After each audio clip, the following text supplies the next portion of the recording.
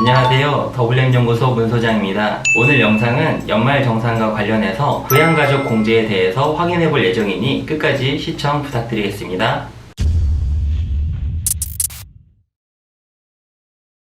자, 연말정산에 대해서 또 얘기해 주실 분을 또 소개해 드리겠습니다. 연말정산 환급교과서 저자 최진용님 모셨습니다. 안녕하세요. 네, 반갑습니다. 네, 오늘 또 연말정산에서 다뤄질 내용은 부양가족 공제에 대해서 이야기를 해볼 거예요. 네.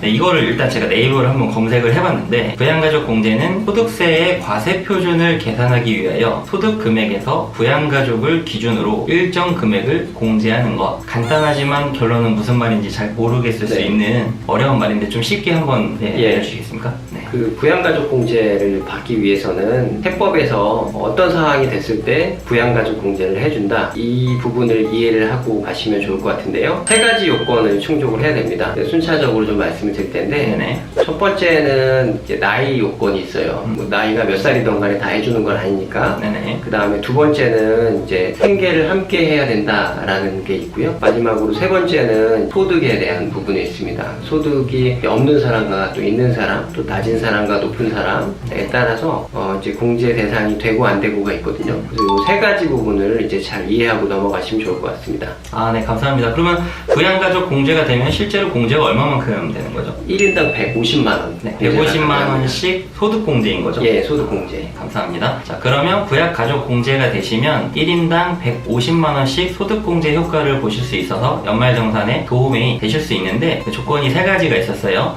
소득 요건, 그리고 나이, 그리고 생계를 같이 하냐, 이 세 가지가 있었는데, 우선은 나이부터 한번 짚어볼게요. 예. 나이는 조건이 어떻게 되죠? 나이 요건은 만 20세 이하이거나 네네. 또는 이제 만 60세 이상, 그러니까 뭐 자녀들 같은 경우에는 이제 만 20세가 넘어갔어요. 네네. 그래서 군대에 갔는데 만 22세예요. 그래서 내 자식이고 내가 부양하니까 부양가족 공제를 받을 수 있지 않을까? 네네. 만 20세를 넘어갔으니까 못 받죠. 그 음, 다음에 이제 부모님의 경우, 내가 실제 부모님을 부양하고 그렇지만 만 59세예요. 만 60세 이상이 안 됐다면 이제 공제가 불가능합니다. 네, 대략적으로 만 20세에서 60세 정도라면 사실 좀 사회활동을 활발히 할 만한 시기니까 그 연령대는 좀 부양가족으로 인정을 하지 않을 것만 같은 네. 좀 그런 식으로 생각이 되는데, 이런 거 조건을 좀 보면은 추가적으로 좀 고령자라든지 장애인이라든지 왠지 이런 혜택이 더 있을 것 같아요. 예. 어떻게 되시죠? 먼저 고령자의 경우, 우리나라에서 뭐 노인하면 만 65세부터 하잖아요. 그런데 이제 세법에서는 만 70세 이상이 되면 경로우대 공제라고 해서 100만 원의 추가 공제를 해줍니다. 네네. 그래서 부양가족 공제 150만 원과 경로우대 100만 원에서 만 70세 이상의 부양가족이 있다면 총 250만 원의 소득 공제가 가능하고요. 네네. 그리고 이제 장애인의 경우에 200만 원의 추가 공제가 가능하고, 중요한 부분 하나가 장애인의 경우에는 이제 나이 요건이 상관이 없어요.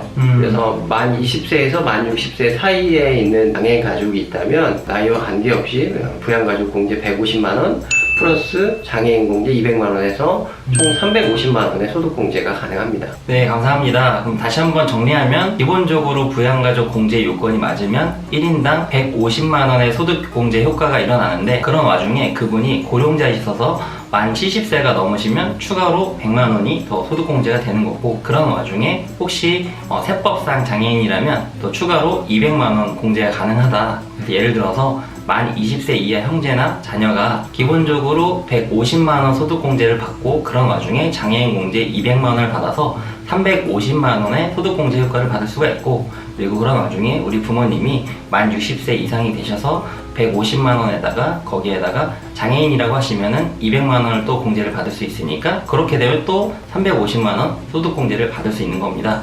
이렇게 또 계산을 하실 수 있게 되시면 생각보다 공제를 또 더 많이 받으실 수 있으니까 정리를 좀 해두시면 좋을 것 같습니다. 자, 이제 두 번째 요건이 생계에 대해서 한번 이야기를 해보겠습니다. 자, 기본 요건은 생계를 같이 해야 된다 라고 하는데, 요거는 조금 억울한 부분이 있는 것 같아요. 예를 들어서 내가 부모님이랑 같이 살고 있고 실제로 부양을 하고 있는데, 내가 직장이 좀 멀어서 자취를 한다든지 혹은 결혼을 해서 독립을 했는데 그래도 아직까지 부모님한테 생활비를 드리고 있다거나 이제 부양을 하고 있는 의미가 맞는데 같이 살고 있지 않아서 공제가 안 되거나 하면은 좀 이런 부분이 좀 억울할 것 같은데 이런 건 네. 어떻게 되나요? 예, 좋은 질문 주셨는데요. 강의를 하다 보면은 질문을 되게 많이 받는 것 중에 하나가 생계 요건에 대한 부분입니다. 생계를 함께 해야 된다라는 의미에서 일단 첫 번째로 건강보험이 제 밑으로 들어가 있지 않은데 이게 가능합니까? 이제 연말정산은 당연히 세법 기준으로 봐야 하지 않습니까?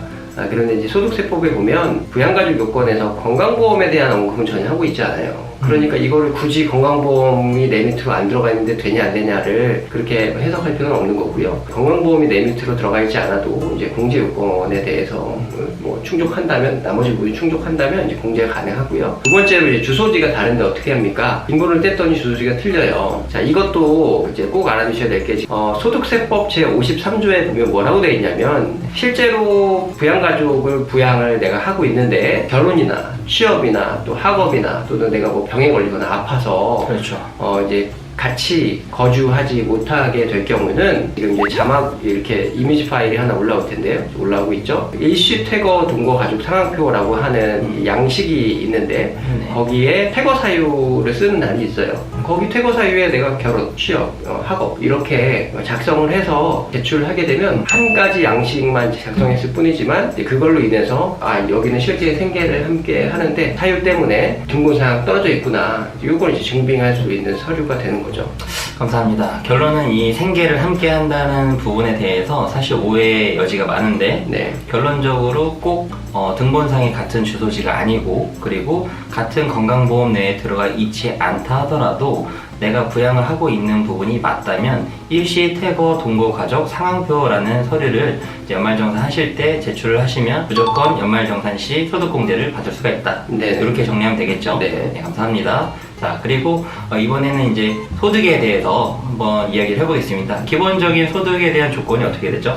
예, 소득 요건은 먼저 근로소득만 있는 경우 1년에 500만 원 이하인 근로자라면 부양가족 요건에 충족이 됩니다. 그리고 이제 근로소득 외에 프리랜서나 뭐 개인사업자들의 경우 이제 종합소득으로 100만 원 이하일 경우 부양가족 공제에 충족합니다. 그러니까 이제 소득이 되게 작은 소득이 있는데 소득이 있거나 또는 뭐 개인 사업자 가족의 경우 개인 사업자 등록증만 있는데 매출 하나도 없어요. 이런 경우는 이제 소득이 없는 거나 마찬가지거든요. 그러니까 이제 소득 요건도 꼭 살펴보고 이 가족이 충족하는 가족인지 아닌지를 잘 살펴보셔야 돼요.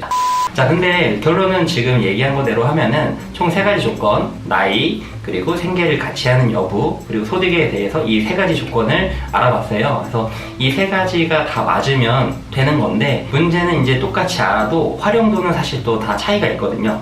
그래서 요럴 때는 좀 범위가 어디까지 되냐, 네. 우리가 이 혜택을 어디까지 한번 잘 이렇게 챙겨갖고 혜택을 볼 수 있는 거냐, 이런 부분에서는 범위가 어디까지인지를 확인해서 하면 좋을 것 같아요. 예를 들어서 형제나 뭐 결혼도 하시고 뭐 부모님도 다 계시고 하시면 조건이 분명히 많단 말이죠. 근데 생각 없이 난 아들이 있으니까 아들만 해야지, 만 20세 안 됐으니까 뭐 내 와이프 있으니까 와이프만 해야지, 이렇게 하면 범위가 되게 좁단 말이죠. 네. 그래서 범위가 어떻게 되는지 한번 알려주시겠습니까? 먼저 이제 가장 쉬운 배우자의 경우에 나이 요건이 상관이 없겠죠. 네네. 그래서 이제 연말정산에 보면 부양가족 공제가 있고 그다음 배우자 공제라는 게 있어요. 뭐 예를 들어 소득이 없는 배우자는 뭐 당연히 나이가 몇 살이더라도 150만 원의 공제가 가능하고요. 그다음에 이제 일반적인 부양가족은 직계 존비속, 그러니까 뭐 위로나 또는 이제 아래로 이제 가능한데 이제 직계 가족이어야 하죠. 예를 들자면 부모님 당연히 되고 자녀는 당연히 되죠.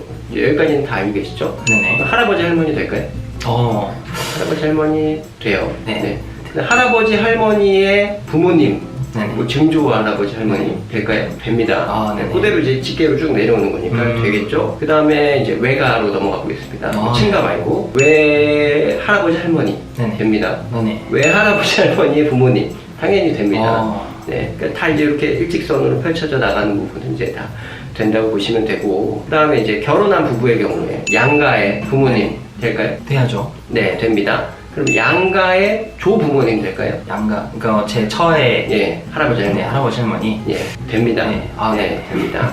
예, 그러니까 이게 생각보다 많은 범위에서 부양가족 공제가 가능하고, 그 다음에 이 부양가족공제 범위에서 또 여러 가지 케이스들이 많이 있고 좀 헷갈리는 부분들이 있습니다. 방금 제가 말씀드린 부분 이외에도 네. 그건 이제 추후에 또 다른 영상을 통해서 좀 더 여러 케이스를 한번 알아보도록 하겠습니다. 감사합니다. 그럼 정리를 한번 더 해볼게요. 기본적인 부양가족 공제에 대한 조건, 나이, 소득, 그리고 생계를 함께하는 여부, 이 세 가지 조건이 맞으면 부양가족 공제로 소득공제 혜택을 볼 수 있는데 그 범위가 직계, 존, 비속이 다 되기 때문에 쉽게 얘기하면 내 위로 증조, 할아버지, 할머니, 외가, 친가 다 되는 거고 자식까지, 배우자까지 되는 건데 그런 와중에 우리 처가에 결혼을 한 경우에는 처가에 또 할아버지, 할머니, 형제, 자매까지 될 수 있기 때문에 좀 가족들만 좀 많다고 하시면 뭐 예를 들어서 연봉이 한 3천 정도 되신다고 하면 잘못하면 부양가족 공제로 그냥 모든 소득이 다 공제가 돼버릴 수도 있는 거고 예를 들어서 할아버지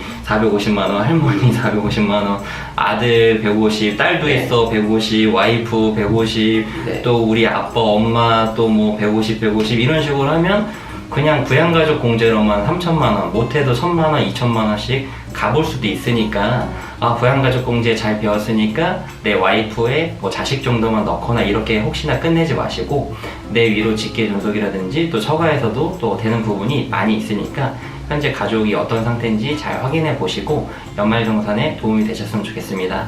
오늘 준비한 영상은 여기까지고요. 저희가 준비한 영상이 도움이 되셨다고 생각이 드신다면 구독과 좋아요 감히 부탁을 드리겠습니다. 감사합니다. 150만원이 소득공제가 되는데 그러는 와중에 장애인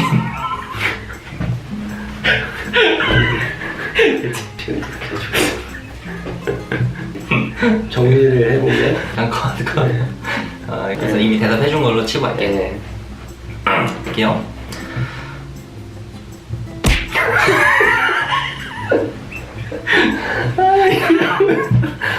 이런 게 생각보다 무섭다니까.